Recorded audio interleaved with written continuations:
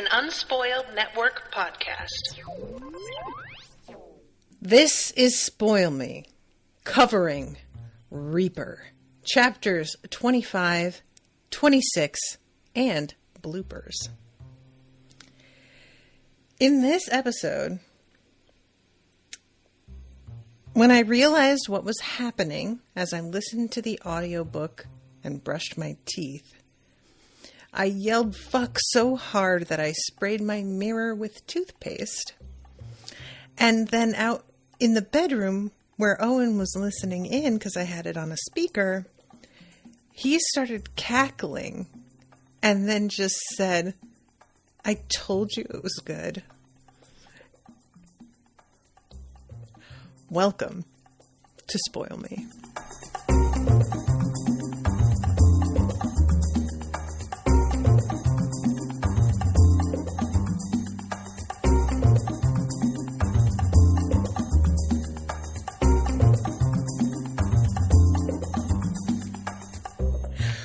Welcome to the show, everyone. I am Natasha. Thank you very much to Andy, as always, for commissioning these episodes. In this instance, thank you very much to Andy for inserting an extra episode. I'm recording on a Saturday now, which I don't usually do. I understand now why Andy was like, yeah, you may need a little extra time to talk about it. Okay, here we go. The chat is blowing up. And just real quick for those in the chat, my face is weird today. And that is because I finally got my injections for my facial twitch on one side, which causes a weird lopsidedness. And the face isn't twitching, but it's also extremely unsymmetrical. And it's very frustrating. So anyway, what can you do? Y'all, I don't even know where to start talking about this. I truly don't. I'm going to adjust this mic so I can lean back in my chair a little bit.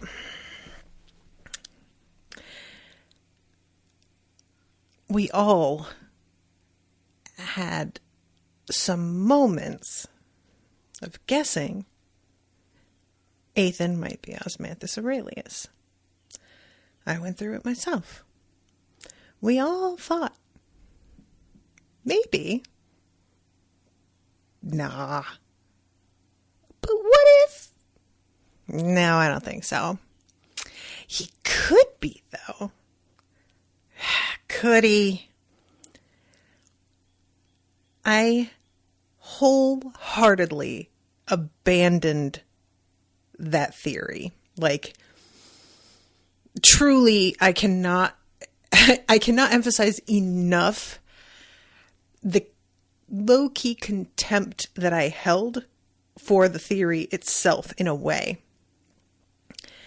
And what's so funny is that when I say that I had contempt for the theory, you would really think I had contempt due to it feeling like a corny way for things to go, and that I wouldn't like it if it plot-wise actually happened. But it was more like I had contempt for the theory because it felt so simple, and I just felt like there were so many arrows pointing in other directions that I was just like, come on, it's not that easy. And so once we realize what's actually happening, now first of all, I love it. Let me just say that.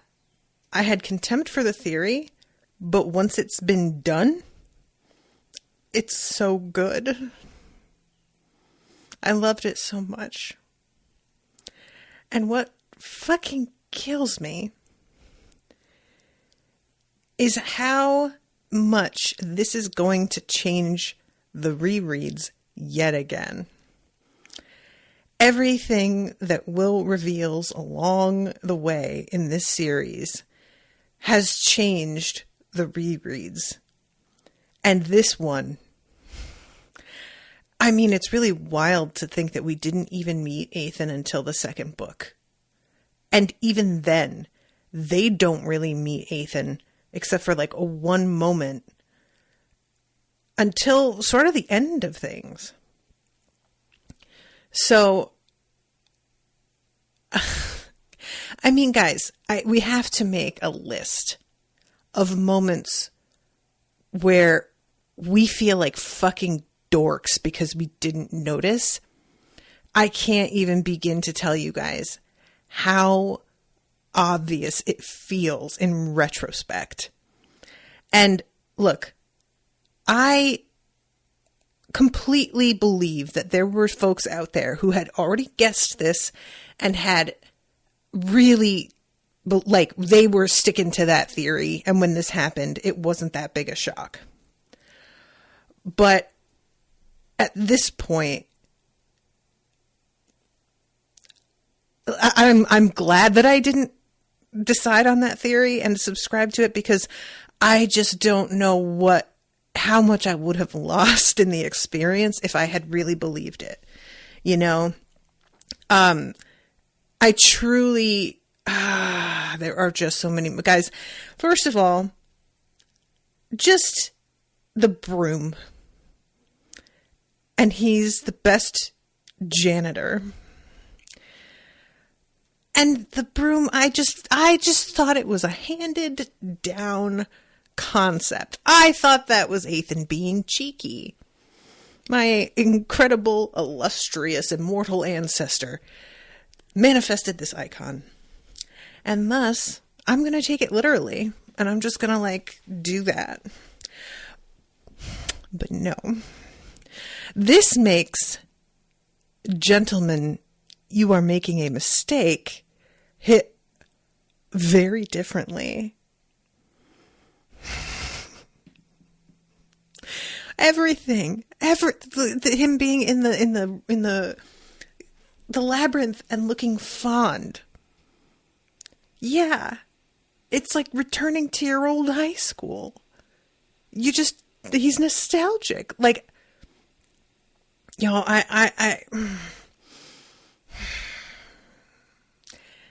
am, y'all know, I have said this before, it can be hard to surprise me these days. I have covered so much and I have gotten so familiar with so many tropes, and I have learned a lot of the tricks of, I don't want to say lazy writers because that feels like it's a purposeful thing. I'll just say slightly less imaginative writers. And so there are things that I sort of expect, and I don't even realize I'm expecting it unless it doesn't happen.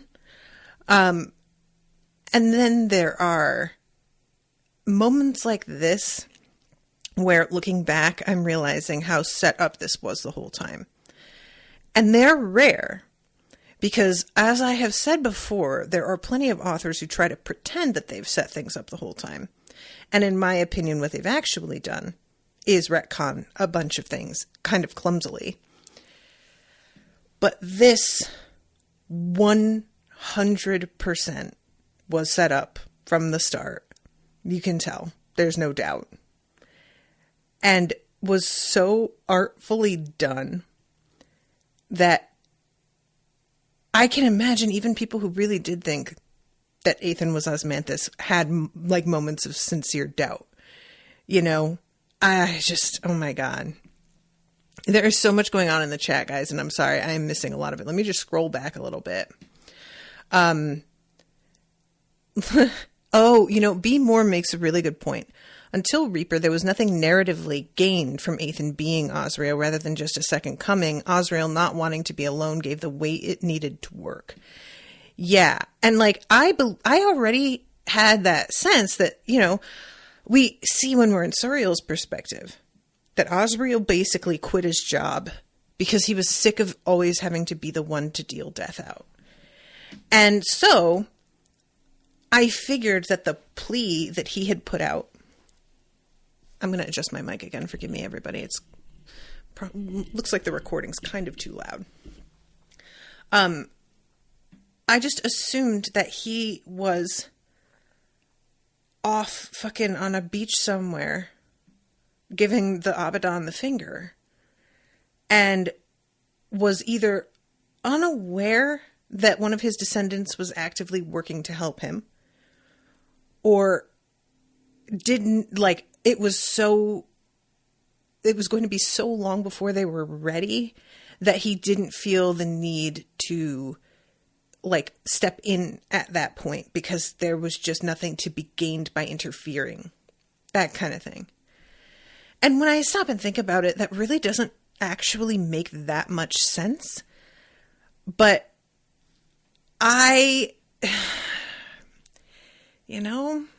like, you don't really stop and interrogate those things because you just are like, that's just not it, though. I'm not even going to bother, And everything about him feeling alone and constantly overpowered to the point that he alienated people, and the guilt that he feels about Tiberian and not really, like, not fully expecting the treachery of Rhaegon Shen, particularly because of who he is and what he should know and be ready for. That guilt is so much more severe. And there is just so much about the little throwaway lines that he had and these little moments that make so much more sense at this point. And I'm just blown away. I honestly am. Like I said, I just yelled fuck. Because once we found out that he had found a shroud that could completely hide his nature, that should have been, and that wasn't even this book, that we found out about ages ago at this point. And I say ages ago, it might have been last book. I honestly can't remember. But we should have fucking realized.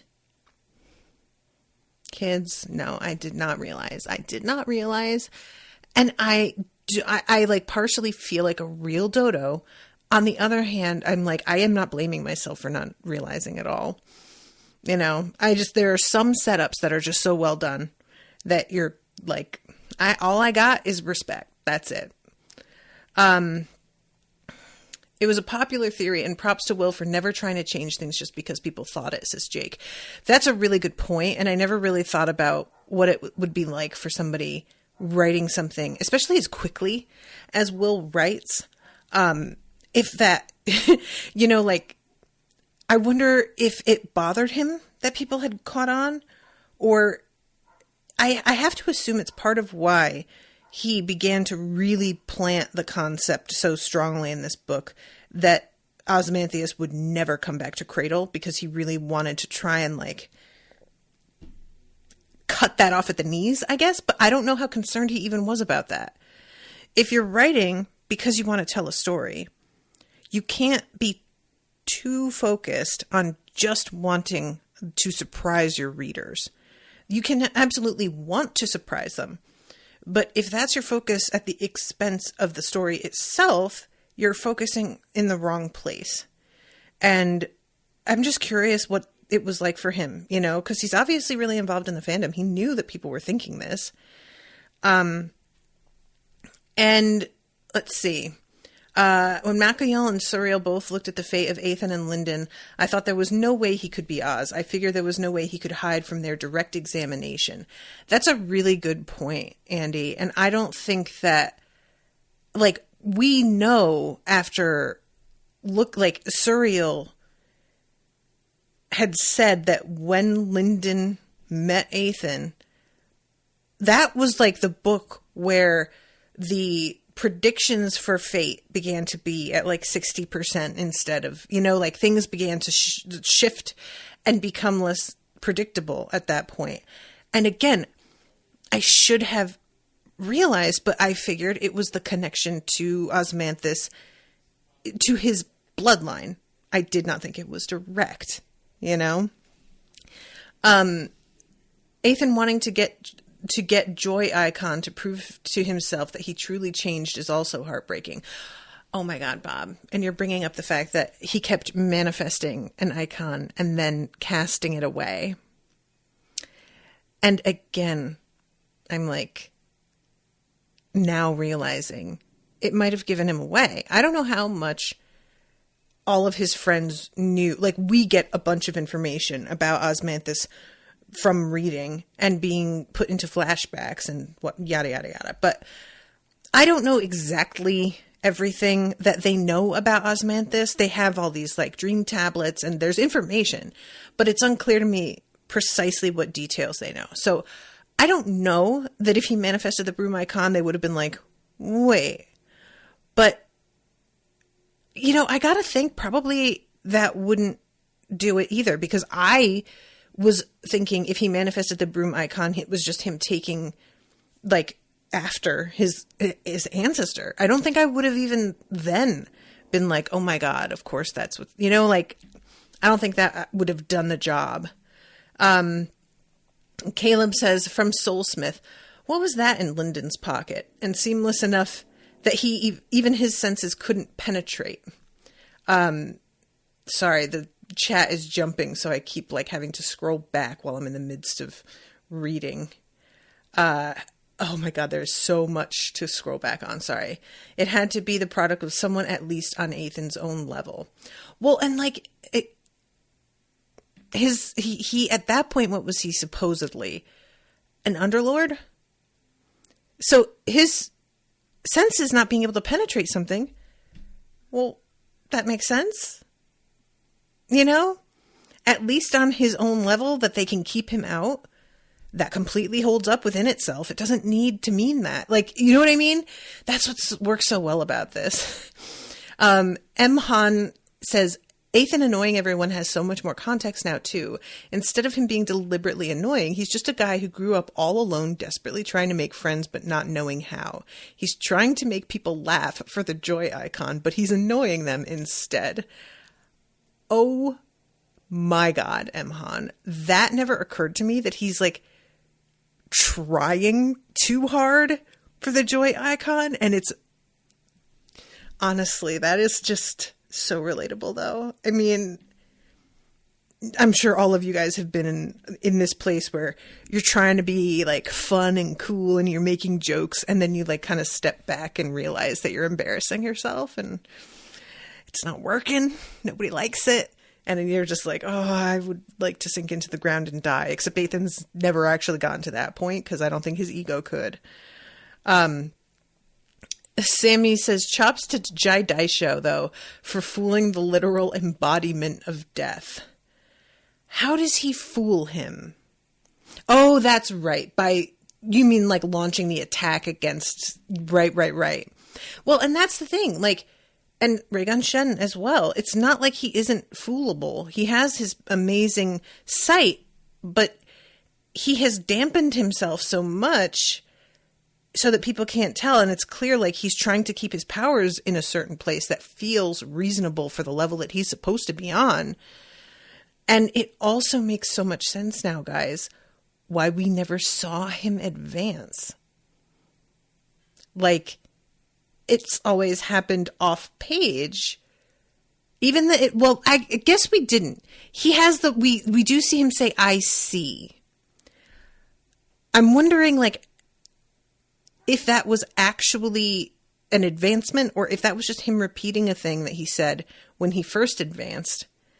And he just sort of like took a bit of the veil off of himself and it comes across as an advancement, but that's not really what was happening. I don't know. I'm interested in the answer to that though. So Jake says Ethan was actually the first Cradle character Will had. That's fun. Ethan glaring at the rat Abaddon when he presented penance as a prize makes more sense now too. They were giving away his weapon that he forged. Oh my God. See, you guys, like, this is rereading this. It's going to be a gold mine. It is going to be so rewarding to go back through this. Like, I immediately want to start over. That's just where I'm at with this. I am going back and I'm starting over. I have to. I have to know. I have to see all the things now. Like, that's a requirement.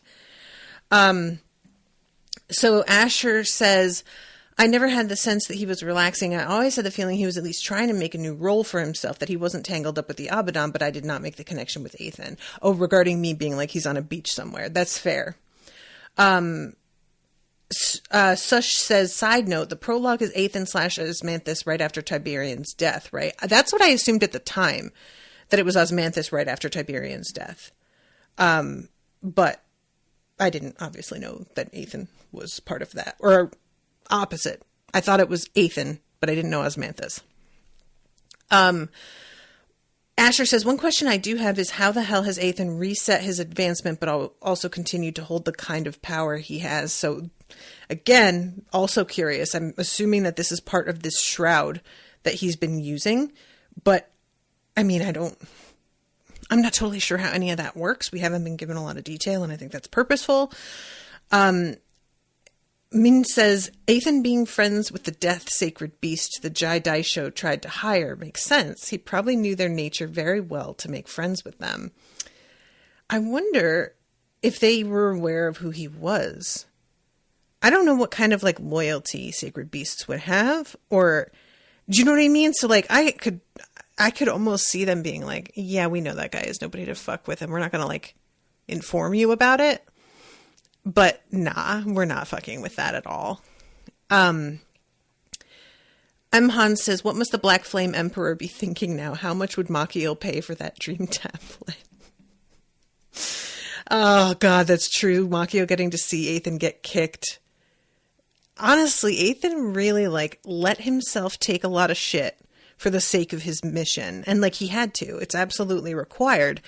But it's the kind of thing where it's moments like that where I sit back and realize, like, my pride is definitely a hindrance to me in some ways, because there are things that I realize I couldn't abide.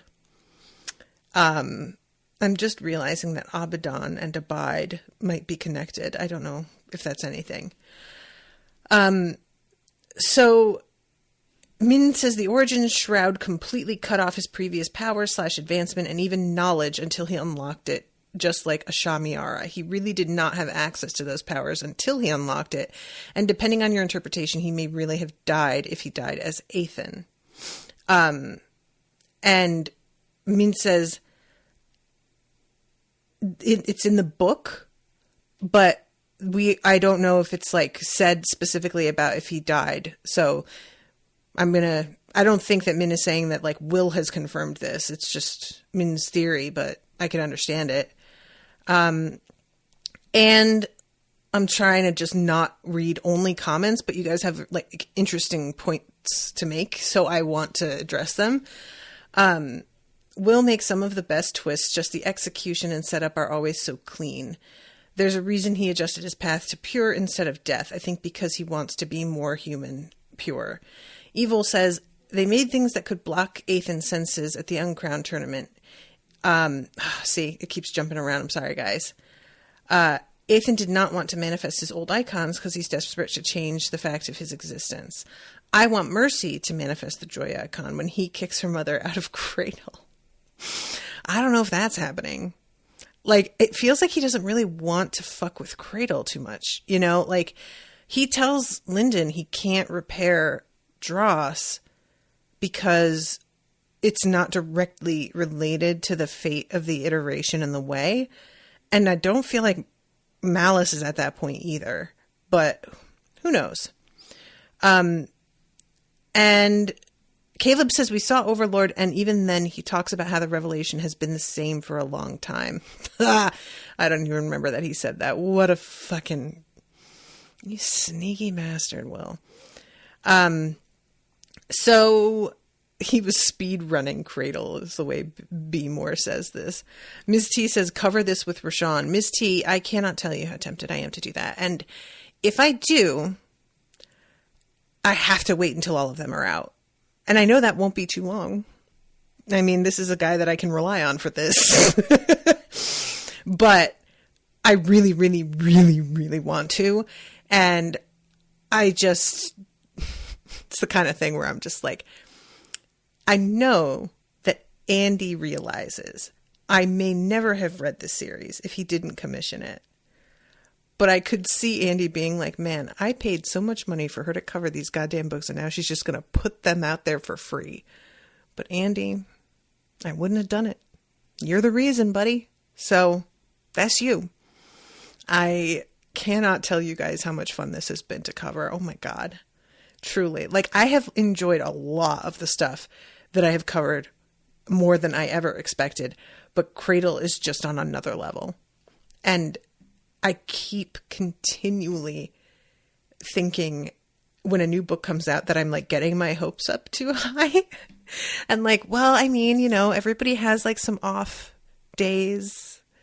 Maybe it's not. And like the last book was not fun. I won't say that. The last book was a bummer, but it was still really good. It was still really well done. It was just sad. And it's sad for so many reasons. It's sad for Lyndon returning home in the way his family is. It's sad for the destruction that winds up happening despite the fact that they like try to do everything right. It's sad because of Dross's like horrible injury.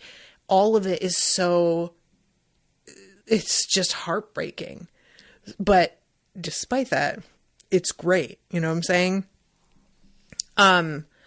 So let's see. Caleb says, nah, he wouldn't have died if he died as eighth, and Will confirmed he wouldn't have been able to die during his spoiler stream. Oh, he did a spoiler stream. Damn it, I wish I could have. I'm sure it's somewhere to watch, like, past recordings, but... all right, so... we have to, be more exactly on the same page as me. I have spent 27 minutes at this point talking about your comments, and now I have to stop doing that. So we're going to start at 25, and we are with Emrys Silentborn. And she feels something intense happening, and she had felt the dread gods rise, and thought that was as bad as it was going to get today. And then she feels the breaking from the way and the arrival of the Mad King, although she does not yet realize that's what it is, I don't think.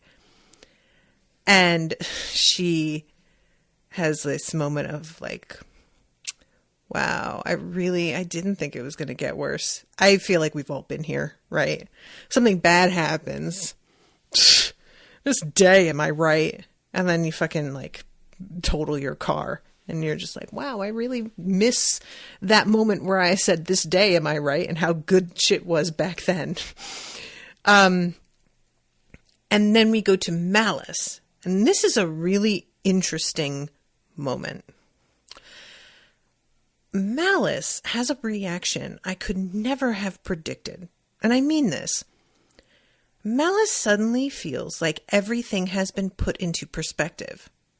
And I'll be honest, guys, if you had asked me how I thought she'd react, I think I would have expected territoriality and rage.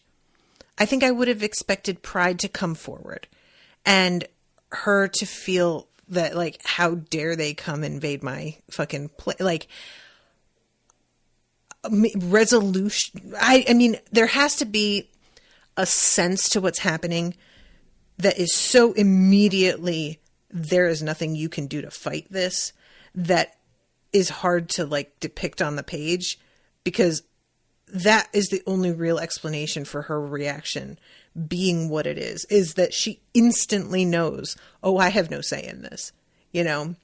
But I don't think that I had really thought about the fact that even monarchs would feel that. I think that if you had quizzed me about the expectations of any of the Abaddon appearing in battle in Cradle, I would have thought that the, like, people, anybody from Underlord and below would immediately quail, and that there would be others who sort of attempted to fight back, or at least were deluded enough to think that they could maybe fight back.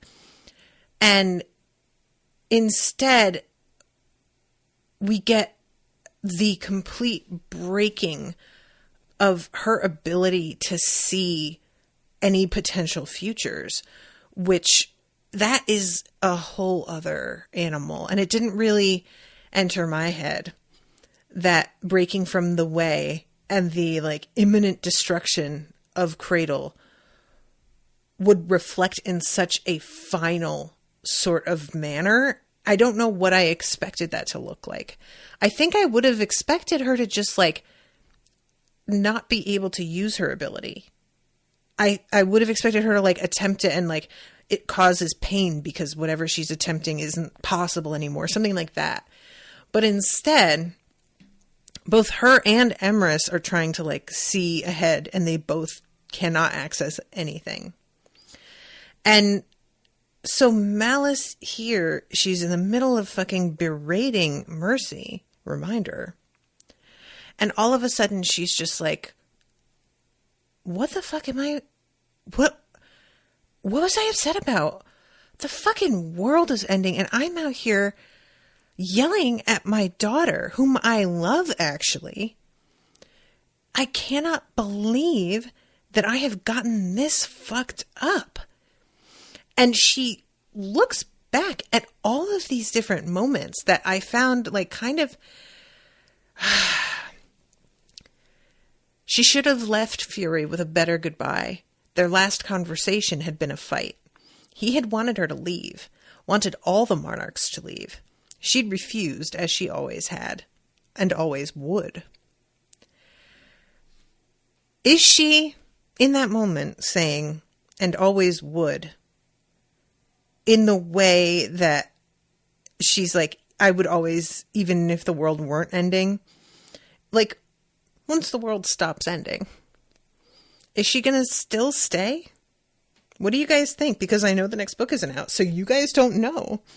So I get to genuinely ask you, and you guys have to give me guesses, which is so much fun. I really want this to make an impression on her. But the thing about these kinds of revelations is that they can be very real in the moment, and then you get any sort of distance from them at all, and all of a sudden they are not a priority anymore. We can convince ourselves of anything that we want to be true in any particular way. So I don't really know what to think in terms of that, you know? Yeah, I can't tell. I love, too, that there is a moment Mercy says, I'm scared. And it's, you know, oftentimes this would be written as, like, reminding Malice of when her daughter was very small, the way she used to be scared. But instead it's, Mother, I'm scared, she said, as she had never said when she was a child. And, like, just really that tells you a lot about the relationship and who Mercy is, you know? And she says, it's nothing to worry about. Malice lied. Everything's going to be all right. And we go to Northstrider, and his codex is just telling him a destroyer has come. And then we finally get back to Rhaegon Shen, because I really wanted to know what Rhaegon Shen was making of all of this. And what he's making of it is, honestly, Rhaegon Shen's having kind of the same moment as Zeal, where he's like, really? Now? I've been planning this for like hundreds of years, and now this is when you decide to show.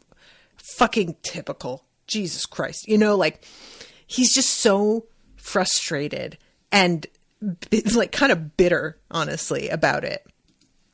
And it ends with the sage could only scream. Lyndon was frozen in terror. And all of them, there's a moment of them realizing shit's going really wrong, and he has to point to the sky and like show them the fact that the stars are going out. And they all come to accept pretty quickly that this is the end. And they have some moments of sharing with one another how much they mean to one another. And this is just so, like, again, with feeling like things are really earned. Look, I'm going to just be honest with you guys. There are so many stories that I've read where people are supposed to be really good friends. They're supposed to be able to rely on each other. And for whatever reason, the friendship does not have an effect on me. It's just, yeah, they're a character. And yeah, in the story, they're friends. But a lot of the time, what the author does a little bit too much of is they try to let them kind of snipe at each other, or not always agree, but like in a way that they think is being cute or in good faith, or at least like maybe their friend fucks up, but it's forgivable. And a lot of the time for me, I don't think certain things are forgivable in the way they are treated. And that's maybe saying something about me, but I am really somebody who I draw really firm boundaries. And if you violate that, I'm very much fine with tossing you. Like, I have made my stance clear. You know the cost. If you think I'm bluffing, you will find out. And that's just how I operate. So when I watch other characters that like take a lot of shit, or maybe they're shitty to their friend, and then we're supposed to really believe this friendship, and anything happens between them, it can be really difficult. It's the same thing for me as romances. I am supposed to care about couples, and I'm just like, literally, who the fuck gives a shit, you know? And these people have grown close in a way that is so real and so acknowledged in the different levels of it, you know? Like, what I find so interesting is they're all together, and the first thing that I think Yaren points out, like, hey, where's Mercy?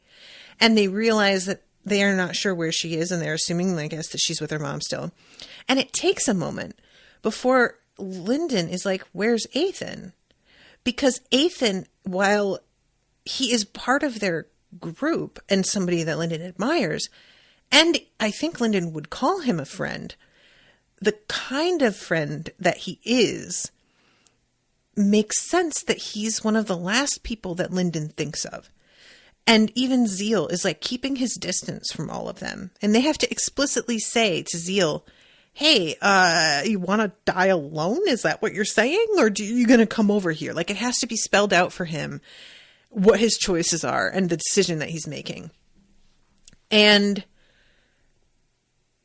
there's just so much real, honest, I'm friends with all of these people, but it's different with each of them. My relationship with them is different with each of their, you know what I mean? Like, because I feel like a lot of times authors will try and pretend that like, oh, we're all in this together and we're a family. And it's like, well, yeah, but like, also, can we be honest about the fact that there are going to be some people that you feel more comfortable around in just a one-on-one situation than others? That's just how it works. So I really like that we have this where they are acknowledging what they mean to each other, but in very specific ways in each case. And eventually, when Linden goes over to Ethan, Ethan is on his knees sobbing. And honestly, still not thinking that he's Azriel. I'm like, that makes sense. I'm thinking he thought he was getting somewhere in his mission, and now this shit is happening. And as far as he knows, Azriel has abandoned them, and he's not going to be able to help after all. This is the mindset that I'm still in. And then Linden says thank you, and he's like genuinely taken aback, and tells Linden that he's proud of him. And Linden is like unprepared for how hard that hits. And you guys, there is a moment when he says to Dross later, you've been quiet. And I'm going to cry. Dross says, "You did not abandon me, so I have nothing left to fear." Y'all, I died a little. Oh, too much overload. Can't handle it. Ugh. I don't know what hit me harder about that. The fact that Dross remembers that, because I think a part of me thought this version of Dross wouldn't even remember what had happened and what he said. Or the fact that he's even saying this to Lyndon when he is in the state that he's currently in. He isn't old Dross, and he still feels this way toward Lyndon anyway. You know? Oh my god, you guys, I can't. Ugh, my whole throat just like closed up. How do I keep talking? Anyway, I had to jump back to talk about that because he goes and sees Ethan right after this. And this is when Ethan says to everyone, "I had hoped we would have many more years together. I wanted to see the sights beyond this world with you. All of you." And this is when we have the Mad King turn up in the sky and twist everything out of shape. And if this is going to be the end, then remember one thing from me. I loved every second with you all. I really, truly had so much fun. And Yaren says, "If there's another side, we'll catch you there." And he says, "Yes, I suppose you will." Which, still not understanding, I'm thinking he is meaning the same thing that she is meaning. But he means the other side of, I can't be this to you anymore. And I'm going to miss this in particular. This relationship. I won't, you know.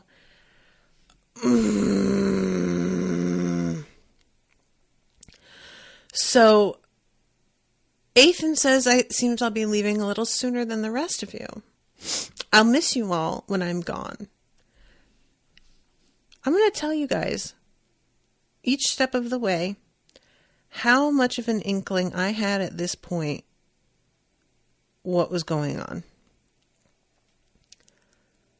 I will be leaving a little sooner than the rest of you.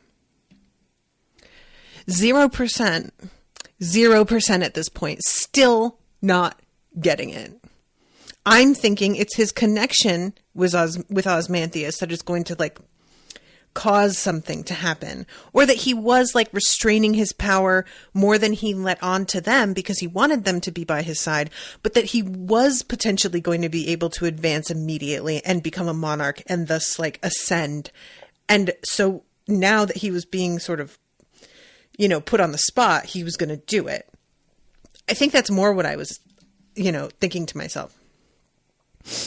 And Lyndon says, "This is it for us. We're all gone." And he pulls out the marble and says, "No, just me." 0%. Still not getting it. Okay? Can I just I have to emphasize to you all, I am still brushing my teeth and being like, oh my God, we're finally about to meet Osmanthus. Is he summoning him? What is he doing? The marble cracks. Remove restraints and release authority. Authorization 08008. Osriel. 0% still not getting it at all. I cannot tell you guys how fucking dense I am. I swear to God. The world stopped shaking. Northstrider stared into the reflective black surface of his codex. The destroyer has come. Oh, Ethan has succeeded in summoning Osmanthus. 0%. I swear. So then we have Rhaegon Shen being like, what now? Which honestly, that energy is so funny. I have hated him so much, and I really still do, but like his entire I am sick of this shit vibe right now is just such a great foil to everybody else's utter panic. This is a man who is just like finishing his iced coffee as the entire coffee shop screams and flees and descends into a riot, and they're stealing shit out of the fucking like cash drawer, and he's just like, and then we go to Malice, and she has a moment of, she passes out, she's back in her world, and everything is crumbling, and she's like, I know, which was so funny. She's like, why am I seeing this? I'm having my last moments with my daughter, and you can't even let me have that. Why am I being shoved into having to watch this that I know already? And then all of a sudden, this figure is cut in half, and she's like, wait, what? And she turns around, and there's a figure towering over her. A long-haired figure with a familiar face and a scythe propped on his shoulder. A familiar face, because Osmanthus looks a lot like Ethan, so it makes sense that Malice, 0%, still. I can't.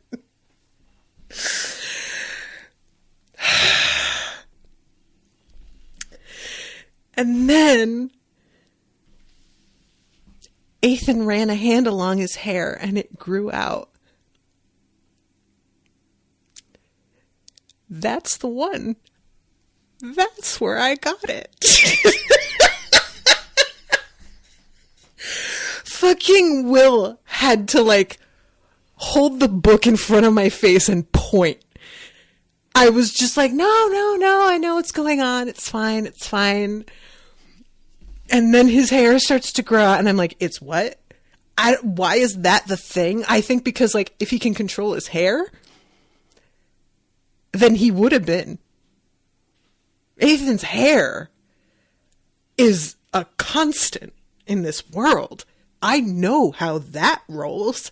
So if we're fucking with his hair, this is a different thing. Like, I just find it so amazing that it was his hair that got to me before all of these other giant blinking neon signs. And even this, when I'm like, wait, it's not until really a veil slid out of his spirit like cloth made from smoke. And that was when I just yelled, fuck! And Owen in the bedroom is just giggling wildly to himself. Y'all, I swear to God, what a fucking dodo bird I am. This is a humbling moment. This is a moment of, like, every time I start to think, well, I'm pretty good at figuring things out, I'm going to remind myself of every instance of when I should have realized. There are like 12 of them. And still, I was twisting it to fit the concept that I was already going with. Because it could have. Like, to be honest, everything that I was thinking, like, it could have been explained by my theory of what was happening. Like, it made sense together anyway, you know, like, and Ethan doesn't want to look over his shoulder because he doesn't want to see their expressions as they realize who he is. And I love this moment. He says, "You ruined everything." And the Mad King says, "How are you here? You couldn't have known." Ethan hadn't known. "I always know," Ethan said. I laughed so much at that he is, even as an Abaddon, he's fucking posturing. He didn't know. And yet he's going to be like, "No, this is on purpose. I completely planned this." Like, that is just, it's great to see that his personality is still familiar. We know this guy anyway, you know? And then he strikes at Ethan, trying to do so before Ethan's armor can form. And Ethan is like, "I'm sorry. Are you trying to attack me with a scythe? A void scythe?" Just to be clear, I want to make sure that I understand how you're choosing to attack me and that you thought this was a good idea. And honestly, this is just so satisfying. And he says, it's Erie's work and someone else's, someone who should have known better.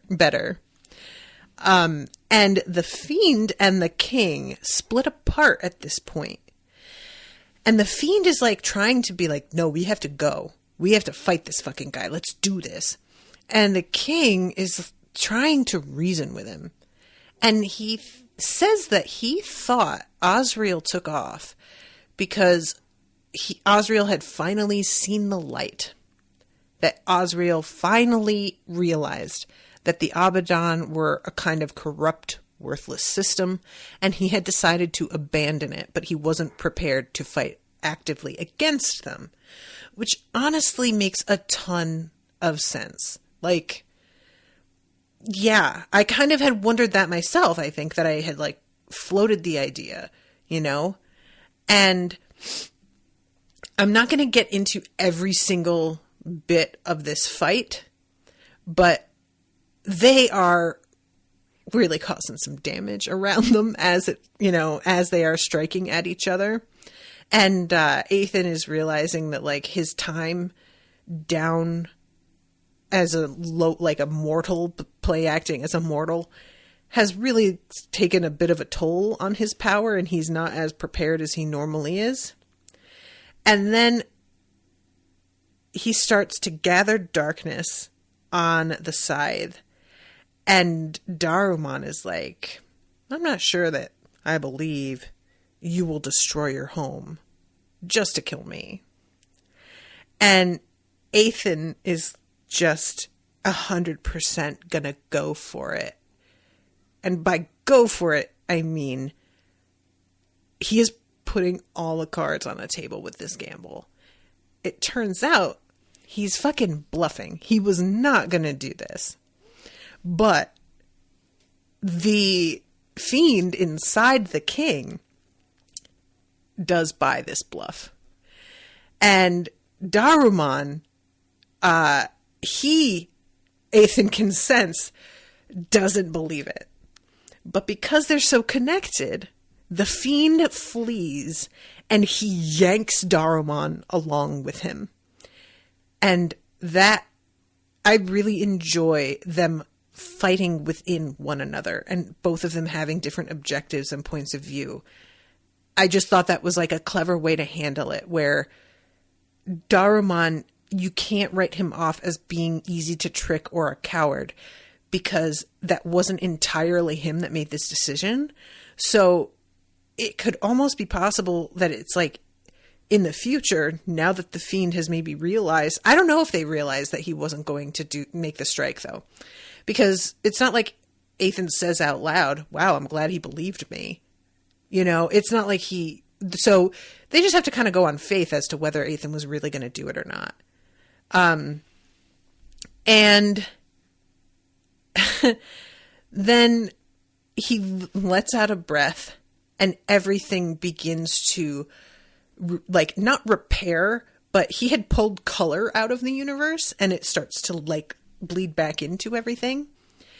And the scythe is like breaking and he just lets it break the rest of the way. And if the court ever allowed him to regain his power, they would have felt this clash and would be on their way. Ethan hoped it wasn't Suriel. He still owed her a debt, and he was feeling enough guilt as it was. So then he comes back down to his friends, and he tells Lyndon, with the labyrinth, you should actually still be able to repair Dross if you do it quick. And then Lyndon just says, "Who are you?" And Ethan flinches. My power was restricted, but I was still me. It was real, I promise. And Little Blue throws her arms around his shin and he starts crying. And it says he hadn't cried as Osriel maybe ever. His presence could tell him for certain once he recovered that from Abaddon lockdown. Guys, do you remember Ethan's reaction when he realized that Lyndon had a presence? It makes so much more sense. It makes so much more sense. All of this, like how excited he was about that. Truly. It just, and the moments in the labyrinth where he says that Osmanthus was not kind. And knowing now that he was talking about himself and is looking at parts of himself and how disgusted he is in a way by his own behavior. Listen, it's like going back to an old LiveJournal account and realizing that you were a petty bitch, like it really, but you've got millennia of growth. So the difference between now and then is so much more stark and extreme. And the things that you've done along the way are so much more reprehensible because of the level of power you had. Like, just forget it. And Orthos, I don't know why you made such a secret. We wouldn't have fucking known who you were anyway. Fucking Orthos in the clinch always comes through. Dross, give me your secrets. Let me taste your power. Zeal, can you tell me how to get to Sage? And Yaren just says, Did you let me think we were going to catch up? It's not too late, Ethan said. And then Lyndon extends a hand and says, see you soon. Which really touches Ethan because this kind of greeting is not something from Lyndon's land. It's from Ethan. So he's like purposefully doing something to, acknowledge where he's from. And yet, like, as they're doing this, I was like, it would be really funny if Lyndon was just like, and now I'm going to drain you. That's not exactly what happens, but it does kind of happen a little bit. And it, like, Ethan, it just looks at him like, come on. And Lyndon coughs and says, sorry, it's a new arm. And I think that he's being honest about the fact that the arm isn't, like, maybe entirely in his control. But I do think that probably 30% of that is Lyndon just going, well, let's see what happens, though. Like, I don't think he'll be mad at me if I just try it out, like, this was so funny. Ugh. So then we go to chapter 26.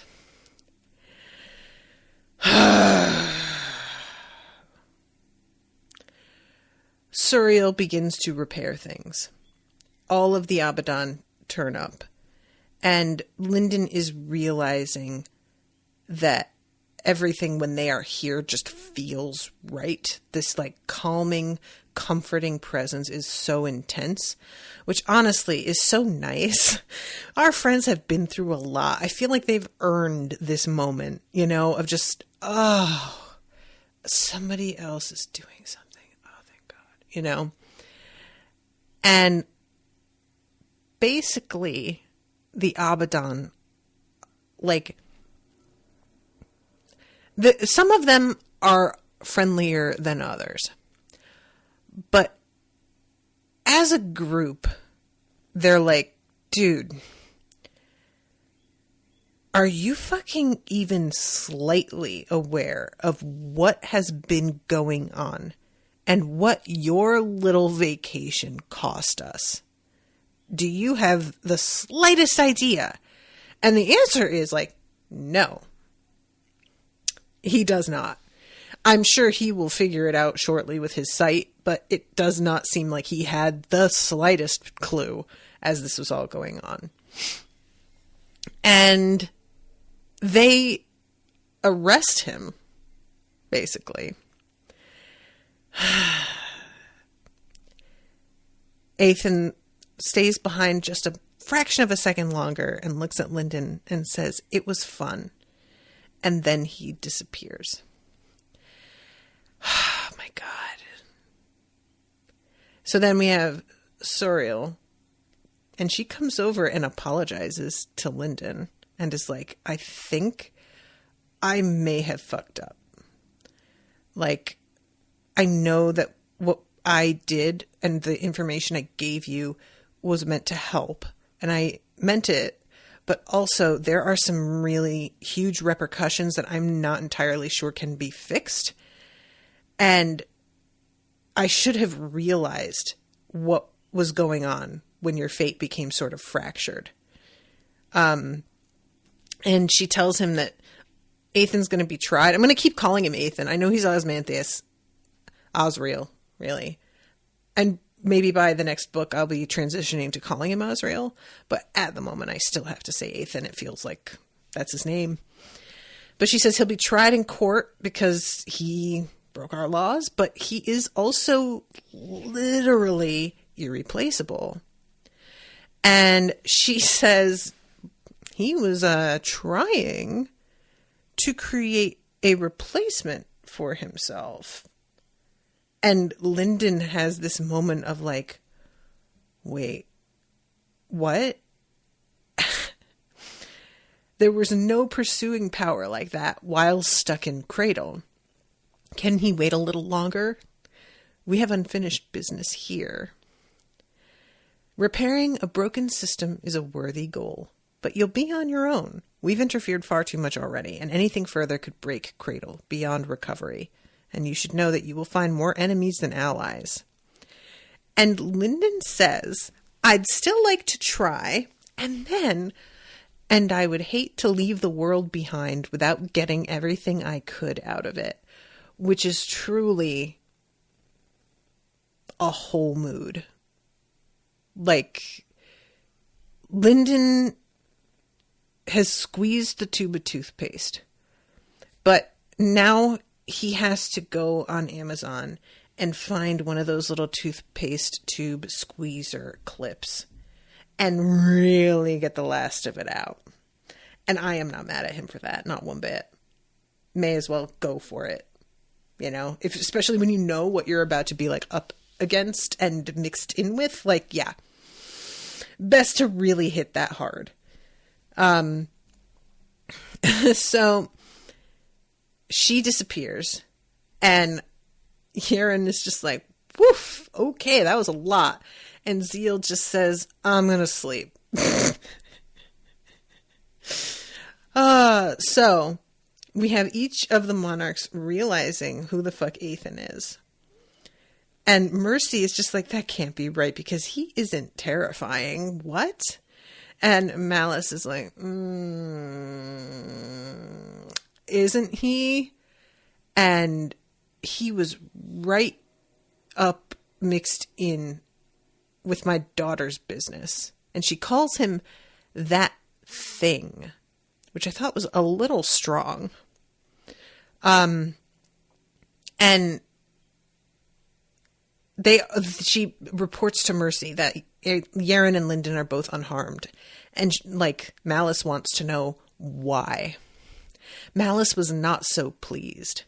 This is the kind of thing that makes me think Malice is just going to go back to her old tricks now that the danger has passed. The fact that she's like not glad that her daughter's friends are okay because her daughter is glad, like, Yeah, your priorities went right back to where they were. Rhaegon Shen sweated so much that his mane was matted to his skin.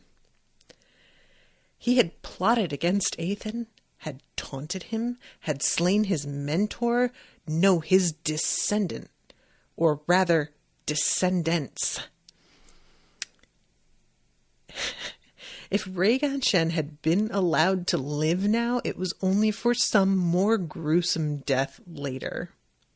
His students, he left them behind for us. The sage of calling storms wore a crazed smile. Then I will meet death on my feet. And Rhaegon Shen ends with him looking at the hunger binding and being like, I gotta get them the fuck out of here. And that is how that book ends, is him being like, and I honestly, I don't think it hasn't occurred to Aethan that they will handle Rhaegon Shen, but the absolute self-absorption for him to be like, he left them here for us. I'm like, I mean, in general, like, they need to deal with this monarch issue. Yeah. But there's like a vibe to him that makes it feel a lot more pointed than it is. And it's like, it's not like vengeance, which you deserve, by the way. And that's probably why he thinks it, because he does deserve it and he knows he does. But it's about the balance being restored in a general sense that they are working on. But he's still so like, it's about him, you know, always about him. So then we go to our bloopers, which is the first one is Aethan cracking the marble, and it's a teeny tiny scythe.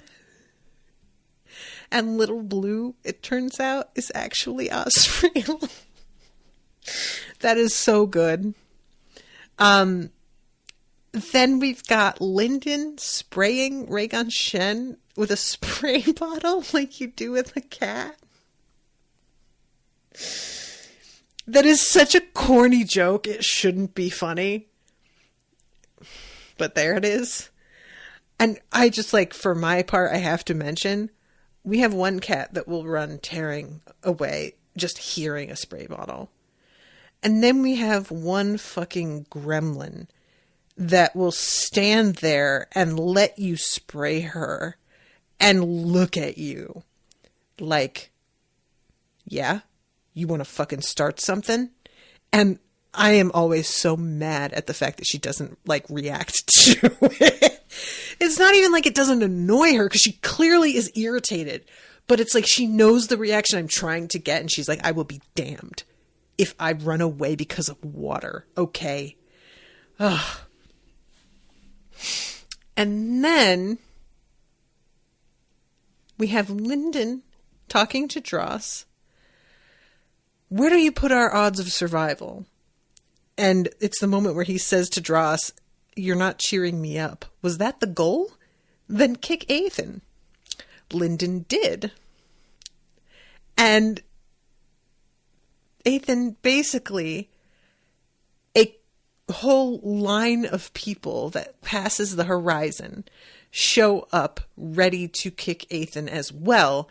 Front of the line is Narugwe, captain of the Skysworn.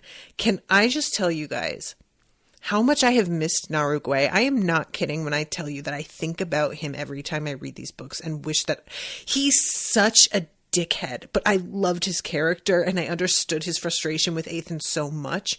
And I am dying to know what he thought of all of this, because the impression that I'm getting is literally everybody on this planet now knows who Aethan was. So what does Narugwe make of this at this point, you know? And then Lyndon and Jai Long talking about the advancement. And Lyndon is like, you know what really helped me? The threat of imminent death.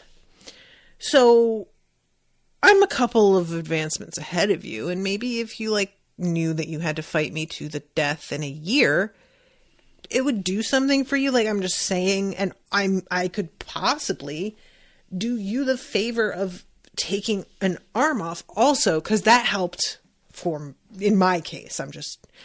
This is so good. Which hand would you say you like the most? And then we have this moment where Ethan he's with Yaren and Lyndon, and they find old poetry. And you know what? Actually, this really does tie in with me saying it's like an old live journal account. I didn't even think of this, but like clearly Will is thinking the same way.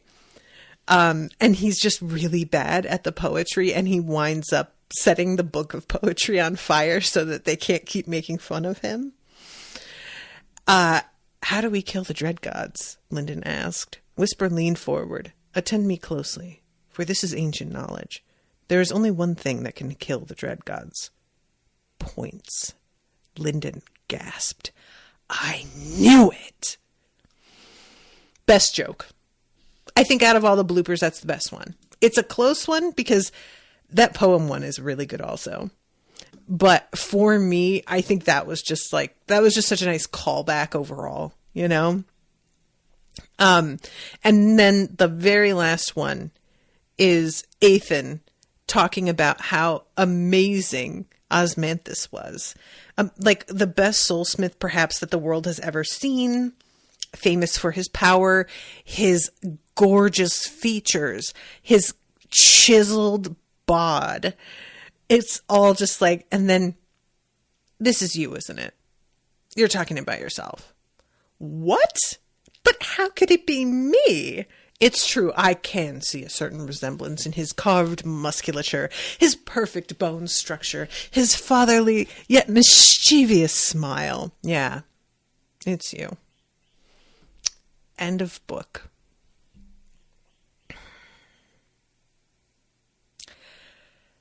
Guys, how long do we have to wait for the next one?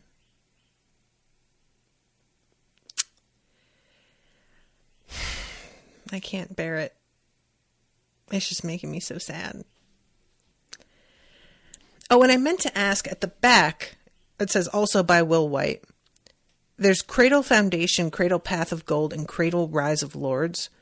Is that just like a different breakdown of the books, or are those like companion books, or what's the deal with those? Because I will read them, like, obviously. If they're anything that is not this main series, then I will read them. It's fine. And I apologies everybody because the chat is still blowing up and I haven't acknowledged it, but you guys understand. I am 15 minutes over. And the only reason I can really get away with that is because I have no other recording scheduled today. I already did my others in the morning. So it wound up working out, but, let's see. M. Han says, now you get to suffer with the rest of us waiting for the next one. I already had to. I had to suffer because this book came out months ago and I just had to sit and wait. So I have suffered more than all of you, I will say.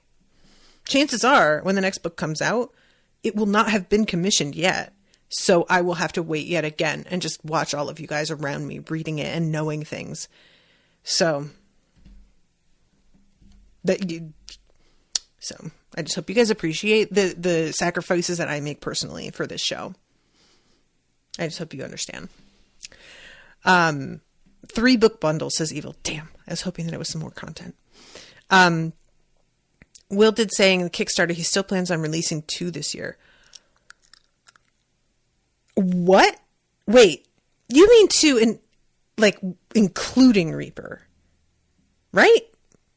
Wait, no. Reaper came out in November, didn't it? Did it? So, my guess is May or June? Are you kidding?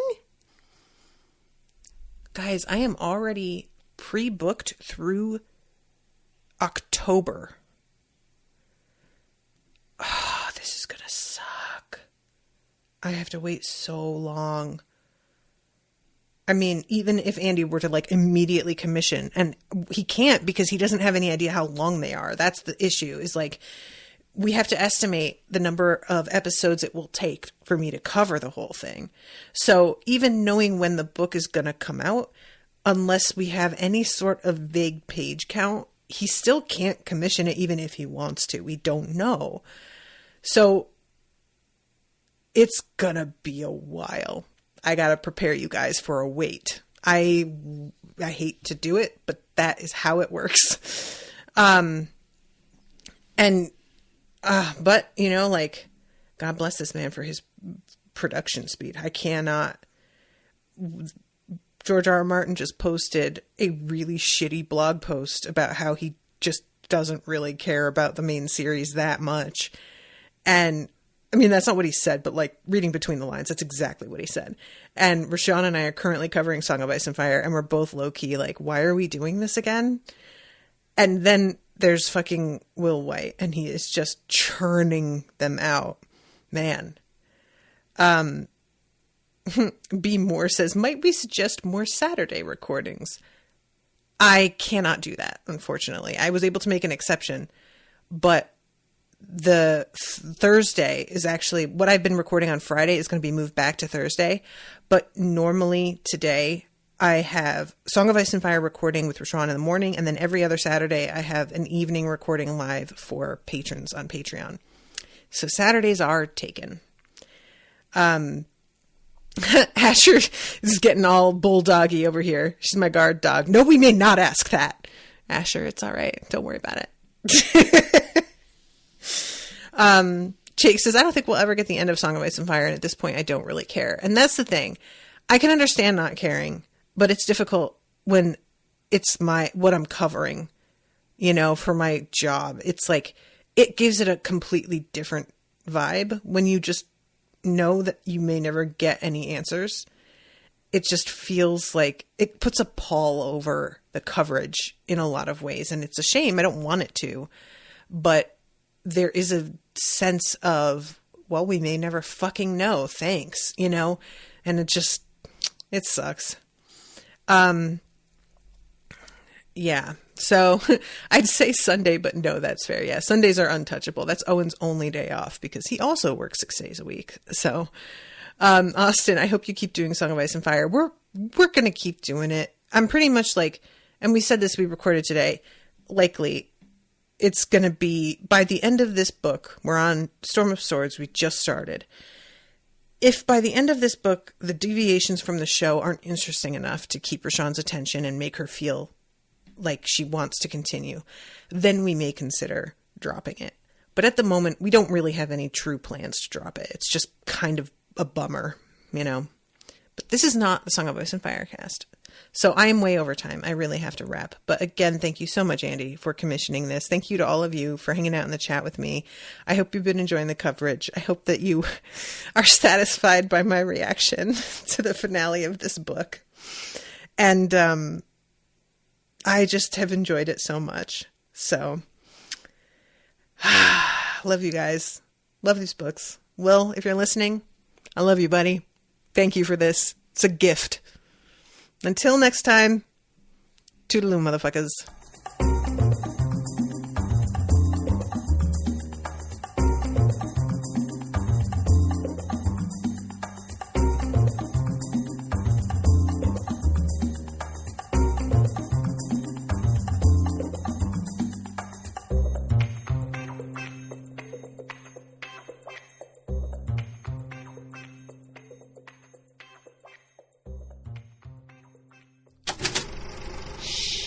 That was an Unspoiled Network podcast.